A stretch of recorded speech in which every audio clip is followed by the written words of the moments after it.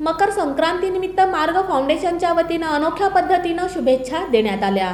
मार्ग फाउंडेशनच्या माध्यमातून सामाजिक कार्य करणारे मार्ग फाउंडेशनचे संस्थापक अध्यक्ष संतोष पवार यांनी सोलापूर शहर जिल्ह्याच्या अधोगतीला कारणीभूत असणाऱ्या विषयांना हात घालून उपहासात्मक पद्धतीने संक्रांतीच्या शुभेच्छा शहरातील विविध भागात लावून शुभेच्छा प्रबोधन आणि समस्या हे एका दगडात दोन नव्हे तर तीन पक्षी मारून सोलापूरच्या विकासाच्या प्रश्नांकडे कानाडोळा करणाऱ्या लोकप्रतिनिधी आणि प्रशासन यांच्या डोळ्यात झणझणीत अंजन घालण्याचा प्रयत्न केला।